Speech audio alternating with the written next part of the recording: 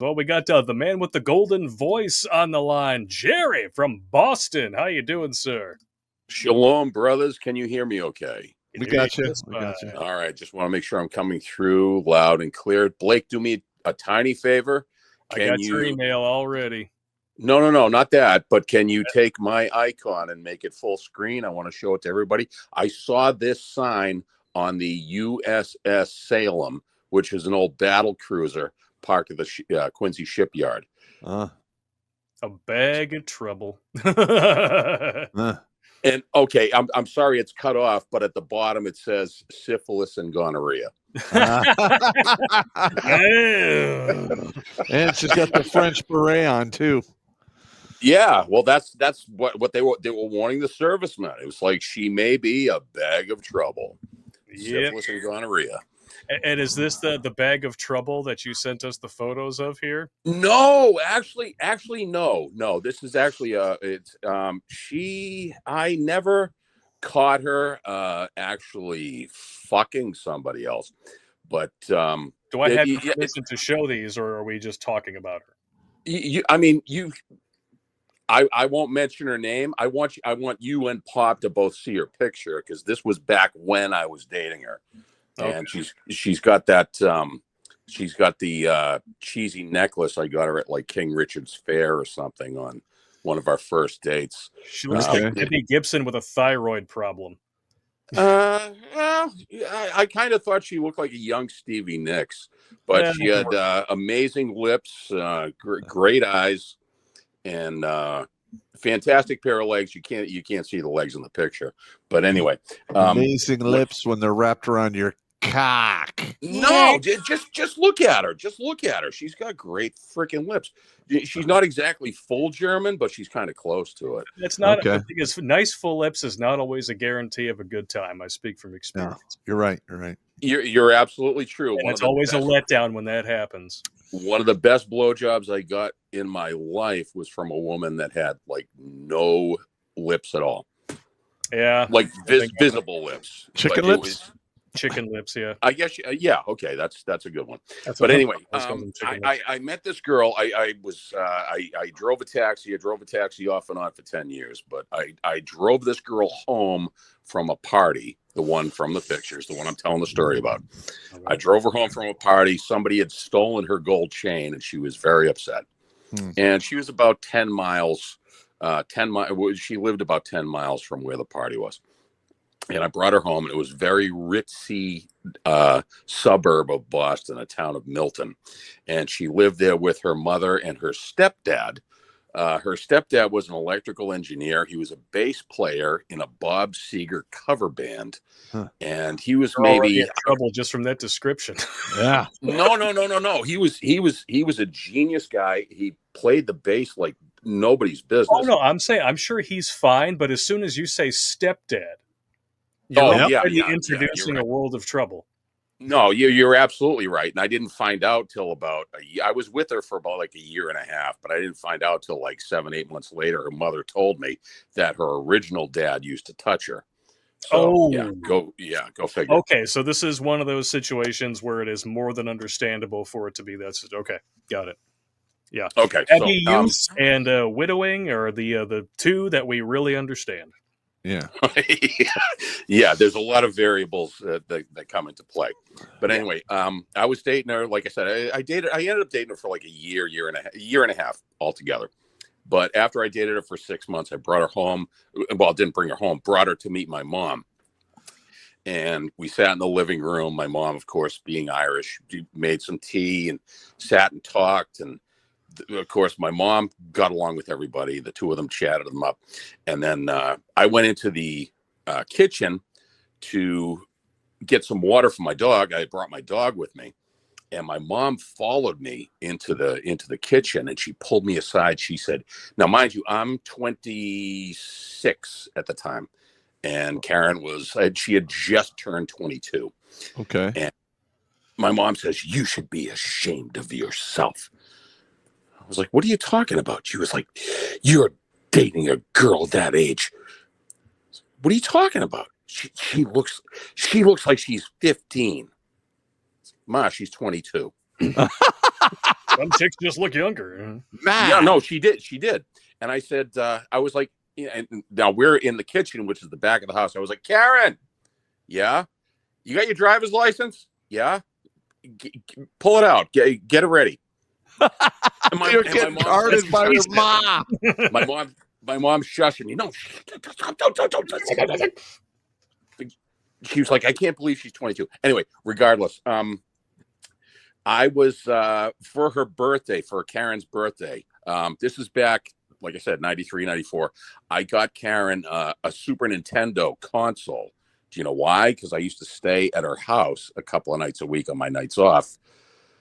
Never slept in the bed with her because she lived with her mom and her stepdad. I would sleep on the couch, but I used to play Super Nintendo. So I bought her a console. Now, here's the thing. In September of 94, now, Blake, you were probably, if my calculations are correct, you would have been 7? 11. Yeah. 11. Okay. Mortal Kombat. Way off. Oh, sorry. Well, I was flattering you. I thought you were younger. I still have kind of a baby face, but the white hair is going to give that shit away now. I can't get away from that. I'm sorry. I thought you were 37. Sorry. Anyway, 37. Mortal Kombat 2 was just coming out. It was just being released on Super Nintendo, and well, actually, it came out on Genesis as well, and whatever other platforms were available. So I had $80 in cash from working the night before, and I was going to go to Toys R Us to get Mortal Kombat 2, and she said, "Oh, I'll go with you." I was like, "Okay," and she said, "Can you stop at CVS on the way?" I was like, "Yeah, sure, no problem." So I pull into CVS, and she gets out of the car. I'm listening to the radio. She's in there for like 10 minutes, 15 minutes. She comes out, and she says, "Can I have $2? I'm $2 short, and all I've got is 420s." And I was like, "Well, okay, you need $2 here. This is what I got." So I hand her a 20. She goes back in the store. She's in there for another 20 minutes. She comes back out, and she's got like 2 bags with her. I said, "Okay, you got my change?" No, there is no change. Oh, what are you talking about? You said you needed fucking $2. And she said, "Oh, well, you blah, blah, blah." And I said, "Listen to me. All right. I'm going to buy a game, which is why I fucking left, to buy a game that costs $59 plus tax. All right. And it's going to fucking cost me $62. And now I've only got $60. So I'm not going to be able to buy the fucking game." So she grabs the bags. She goes into the fucking CVS, and she goes in, and I guess she fucking returns everything. And then she fucking comes out and she gives me my money back. And she's crying all the way to fucking Toys R Us. And I go into Toys R Us and I get my Mortal Kombat 2, and I come back out and she's still fucking crying. The game of blame and shame, man. Yeah. I didn't fall for it. Go fuck yourself. Fucking, you asked for $2. The Boston's really coming out of your accent now, Gary. Jerry. Fairy. Bo Berry. Gary, a freaking fairy. Bo Berry. Well, you can tell. So that shows how much of a professional I am, that I can do voiceover work without the fucking Boston accent. I know. But when the emotion comes out, you go full Boston. Boston.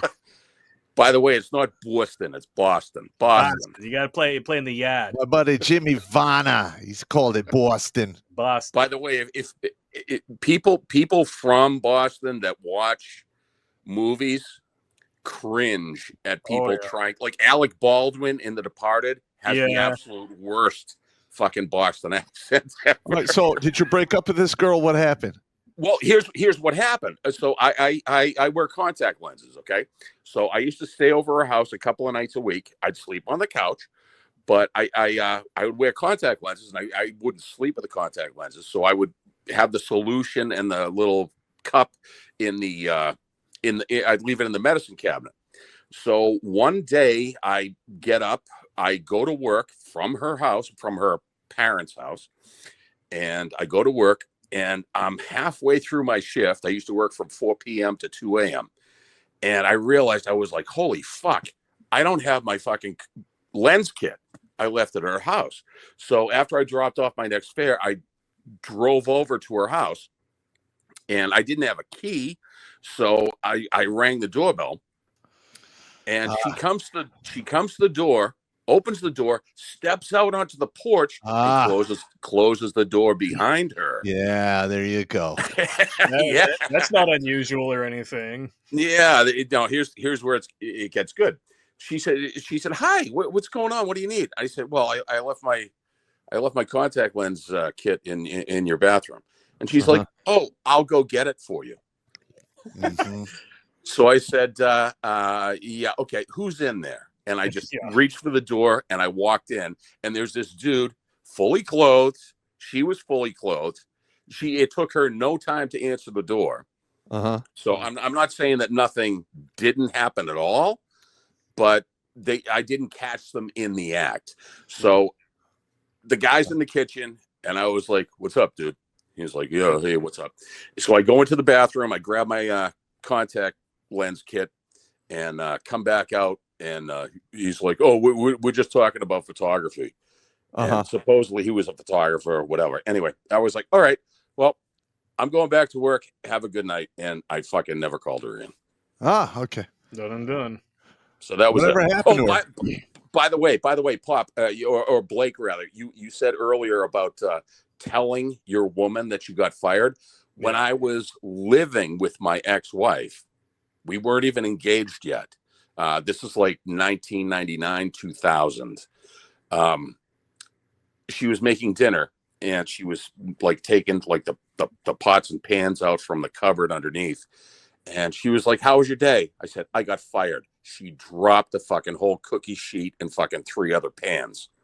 I should have known. She just dropped it in shock.